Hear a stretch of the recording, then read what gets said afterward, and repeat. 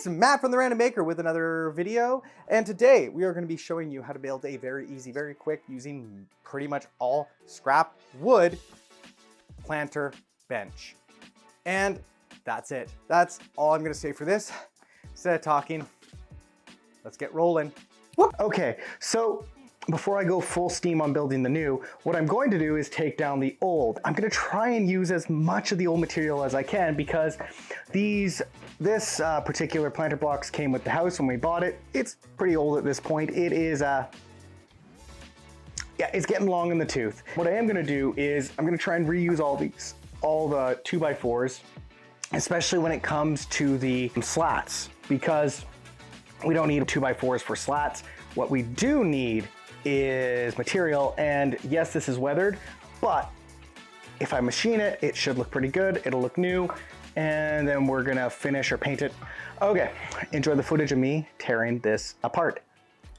Okay, so you can see me here. I'm just tearing this apart carefully.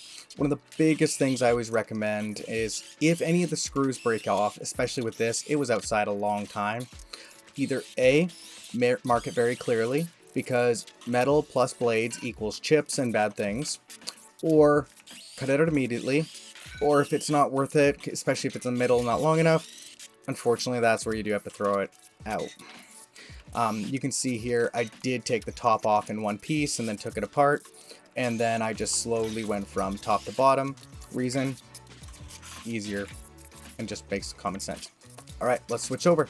One of the most important things anytime you're using old material is going through it. You're looking for rocks, staples, nails, screws, anything. I'm just gonna go through this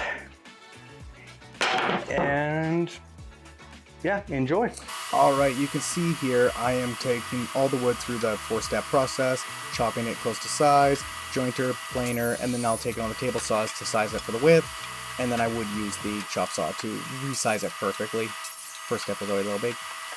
Nothing magical here, but you can see old wood going into new, and that is the whole point of this project. Well, big point.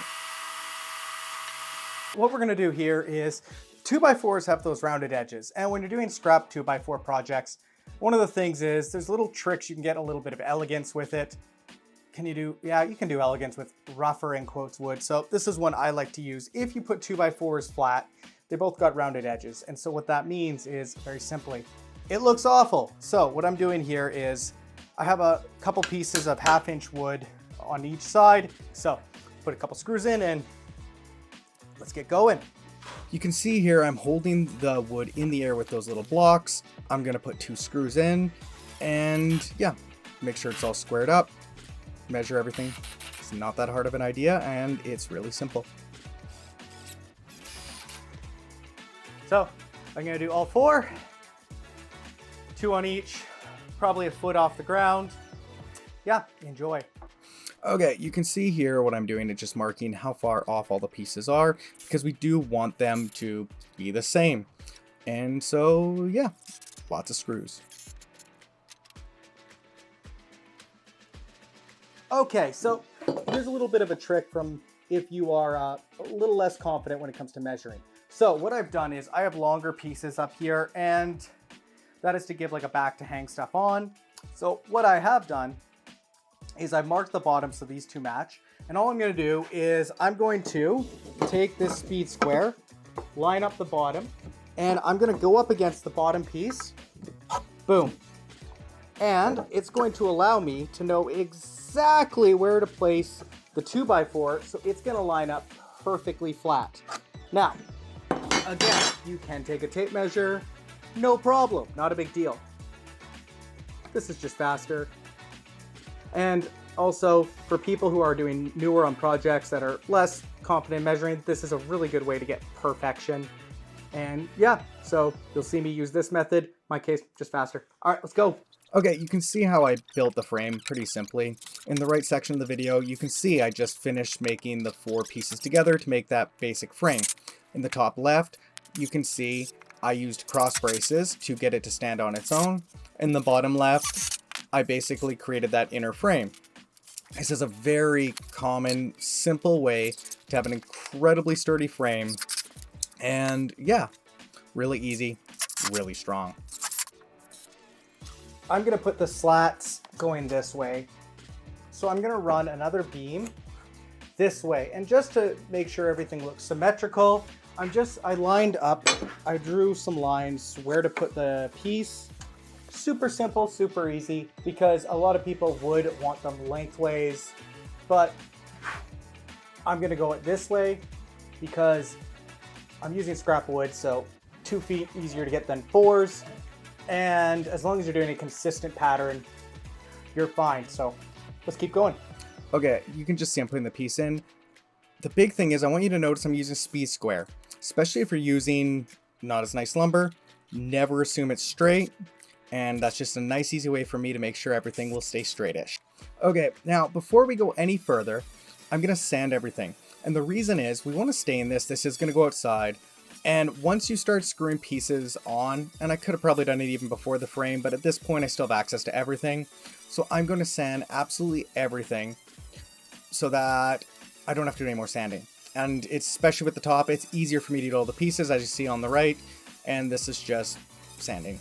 So get your pieces nice. I left some rough because I like the look. The next thing we're going to be doing is to have rails going across here, we need to have something for me to, lack of a better word, drill into. So pretty simple. I'm just going to pre-drill some holes, drill these in, and then we can drill all the pieces to it. It's that simple. Okay, you're probably gonna get some shots of me doing it closer, but you get the idea.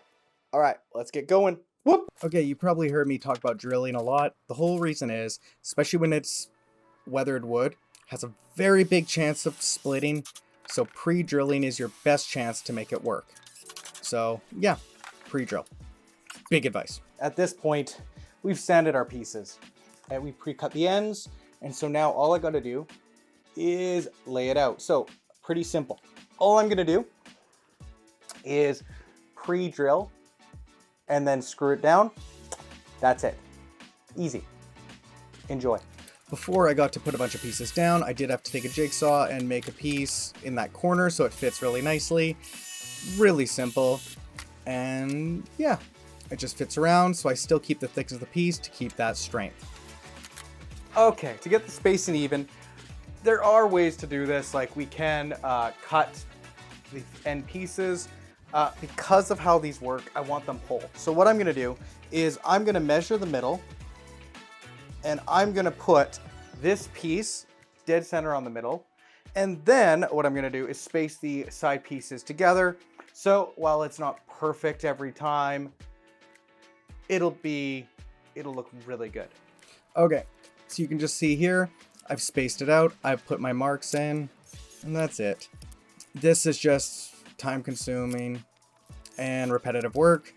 Not my favorite, but when it needs to be done, it needs to be done.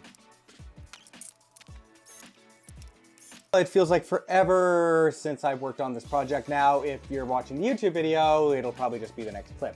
In my world, I re-sided the entire outside of Trial Monkey studio with hardy board. So it is so nice to get back on this project. Now, for those who are keen-eyed observers, you might notice the middle boards have a different spacing than the outside ones. Okay, that is not a mistake, it is on purpose. What I've always found is when it comes to the edges, I want them as thick as possible. It's a potting bench.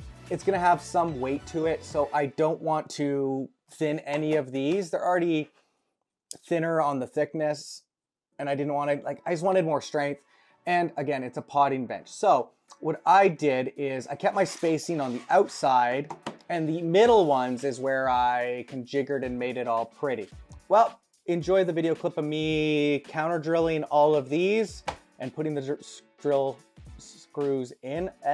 All right, let's get rolling. If you're wondering why this is a second clip, when the original time was just to get the spacing, I only put 2 in, and that's it. This is actually to put more screws in to make sure nothing falls apart. Yeah, that's it. We're now at the bottom here. What I'm gonna do is I'm gonna cut these to the exact length and drill them in and space them evenly. Okay, very simple. I'm using a spacing board on this one. very important. It'll keep it so I don't have to make any measuring mistakes. And yeah, I just kept rolling on this, and as you can see, this went a lot quicker, and it looks quite pretty if I do say so myself.